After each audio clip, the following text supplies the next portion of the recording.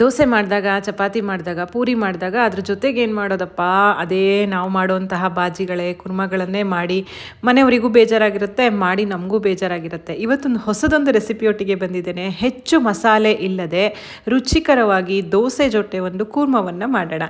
Hi friends, ಎಲ್ಲರಿಗೂ ನಮಸ್ಕಾರ. Welcome to ಸಂತೃಪ್ತಿ ಕಿಚನ್.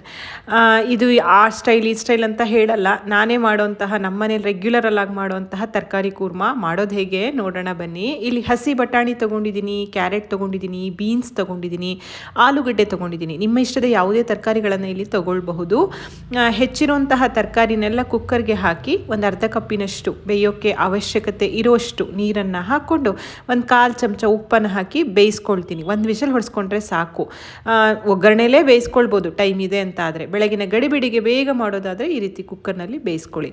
ಈಗ ಮಸಾಲೆಗೆ 1 ಕಪ್ಪಿನಷ್ಟು ತೆಂಗಿನಕಾಯಿ ತುರಿಯನ್ನು ಹಾಕೋತಾ ಇದ್ದೀನಿ, 2 ತುಂಡಿನಷ್ಟು ಚಕ್ಕೆ ಹಾಕ್ತಾ ಇದ್ದೀನಿ, 2 ಲವಂಗವನ್ನು ಹಾಕ್ತಾ ಇದ್ದೇನೆ, ಮತ್ತು ಹೆಚ್ಚಿರುವಂತಹ ಶುಂಠಿಯನ್ನು ಹಾಕ್ತಾ ಇದ್ದೀನಿ. ಇಲ್ಲಿ ಒಂದು ಗಮನಿಸಬೇಕು, ನಾನು ಬೆಳ್ಳುಳ್ಳಿಯನ್ನು ಯೂಸ್ ಮಾಡಿಲ್ಲ, ನೀವು ಬೇಕಾದರೆ ಬೆಳ್ಳುಳ್ಳಿಯನ್ನು ಹಾಕ್ಕೋಬೋದು.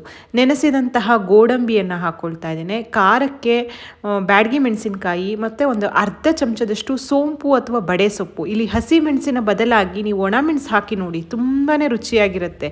ಇಷ್ಟೇ ಮಸಾಲೆ ಪದಾರ್ಥ ನಾನು ಇದಕ್ಕೆ ಹಾಕ್ತಾ ಇರೋದು. ಇದಕ್ಕೆ ಸ್ವಲ್ಪ ನೀರನ್ನು ಹಾಕ್ಕೊಂಡು ಮಸಾಲೆಯನ್ನು ಗಟ್ಟಿಯಾಗಿ ರುಬ್ಕೋಬೇಕು. ಇನ್ನೂ ಸ್ವಲ್ಪ ಗಟ್ಟಿ ಬೇಕು ಅಂತಾದರೆ ಹುರ್ಗಡ್ಲೆ ಸೇರಿಸ್ಬೋದು, ಬಟ್ ಹುರ್ಗಡ್ಲೆ ಹಾಕಿದ್ರೆ ಅದು ರುಚಿನೇ ಬೇರೆ ಇರುತ್ತೆ. ಹಾಕದೆ ಬರೀ ಗೋಡಂಬಿ ಹಾಕಿ ಮಾಡಿ ನೋಡಿ, ತುಂಬಾ ಚೆನ್ನಾಗಿರುತ್ತೆ.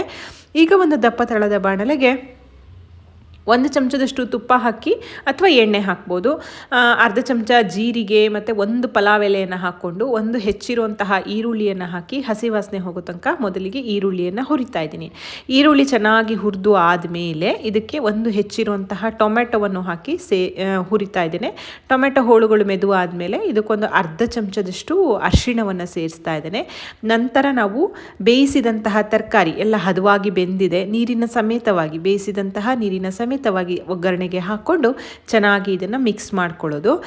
ನಾನು ಆಗಲೇ ಹೇಳಿದ ಹಾಗೆ ಇಲ್ಲಿ ನೀವು ಬೇರೆ ಬೇರೆ ತರಕಾರಿಗಳನ್ನು ಹಾಕ್ಕೋಬೋದು. ಬೇರೆ ಕಾಳೆಲ್ಲ ಸೀಸನ್ ಆಗಿದ್ದರೆ ತೊಗರಿ ಕಾಳು, ಅವರೆಕಾಳು ಅದೆಲ್ಲ ಹಾಕಿದ್ರೂ ಚೆನ್ನಾಗಿರುತ್ತೆ.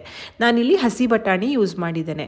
ನಂತರ ರುಬ್ಬಿದಂತಹ ಮಸಾಲೆಯನ್ನು ಸೇರಿಸ್ಬಿಟ್ಟು ಒಮ್ಮೆ ಚೆನ್ನಾಗಿ ಇದನ್ನು ಮಿಕ್ಸ್ ಮಾಡಿ ಸ್ವಲ್ಪ ನೀರನ್ನು ಸೇರಿಸ್ಕೊಂಡು ಬಾಜಿ ಅಥವಾ ಕೂರ್ಮ ಅಥವಾ ಸಾಗು ನೀವೇನು ಹೇಳ್ತೀರಾ ಅದರ ಹದಕ್ಕೆ ಮಾಡ್ಕೊಳ್ಳಿ. ದೋಸೆ ಒಟ್ಟಿಗಾದರೆ ಸ್ವಲ್ಪ ತೆಳುವಾಗಬೇಕಾಗತ್ತೆ, ಚಪಾತಿ ಒಟ್ಟಿಗಾದರೆ ಸ್ವಲ್ಪ ಗಟ್ಟಿ ಬೇಕಾಗುತ್ತೆ.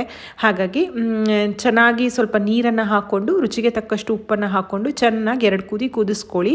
ಕಾಯಿ ಮತ್ತು ಗೋಡಂಬಿ ಹಾಕಿರೋದ್ರಿಂದ ಇದು ಕುದ್ದ ಮೇಲೆ ಗಟ್ಟಿಯಾಗತ್ತೆ. ಈ ಸ್ವಲ್ಪ ನೀರಾಗೇ ಇದೆ, ಚೆನ್ನಾಗಿ ಕುದ್ದ ಮೇಲೆ ಇದು ಗಟ್ಟಿಯಾಗತ್ತೆ. ಈಗ ಸಣ್ಣದಾಗಿ ಹೆಚ್ಚಿರುವಂತಹ ಕೊತ್ತಂಬರಿ ಸೊಪ್ಪನ್ನು ಸೇರಿಸಿದ್ರೆ ರುಚಿಯಾಗಿರುವಂತಹ ತರಕಾರಿ ಕೂರ್ಮ ಅಥವಾ ಬಾಜಿ ತಯಾರಾಗುತ್ತೆ. ಇಲ್ಲಿ ಗರಂ ಮಸಾಲ ಪುಡಿ, ಧನಿಯಾ ಪುಡಿ, ಶುಂಠಿ ಬೆಳ್ಳುಳ್ಳಿ ಪೇಸ್ಟು, ಕಸೂರಿ ಮೇಥಿ ಯಾವುದೂ ನಾನು ಹಾಕಿಲ್ಲ. ತುಂಬ ರುಚಿಯಾಗಿರುತ್ತೆ ಫ್ರೆಂಡ್ಸ್. ಇದು ದೋಸೆ, ಚಪಾತಿ, ಪೂರಿ ಮಾಡಿದಾಗ ಈ ರೆಸಿಪಿಯನ್ನು ಮಾಡಿ ಹೇಗಾಯ್ತಂತ ತಿಳಿಸಿ. ನಾನಿವತ್ತು ದೋಸೆ ಮಾಡಿದ್ದೆ, ದೋಸೆ ಜೊತೆ ಈ ಬಾಜಿಯನ್ನು ಬಡಿಸ್ಕೊಳ್ತಾ ಇದ್ದೀನಿ. ತುಂಬ ರುಚಿಯಾಗಿತ್ತು. ವಿಡಿಯೋ ಇಷ್ಟ ಆದರೆ ಲೈಕ್ ಮಾಡಿ, ಶೇರ್ ಮಾಡಿ, ಕಮೆಂಟ್ ಮಾಡಿ. ಮತ್ತೊಂದು ಅಡುಗೆಯೊಂದಿಗೆ ಮತ್ತೆ ಸಿಗ್ತೀನಿ.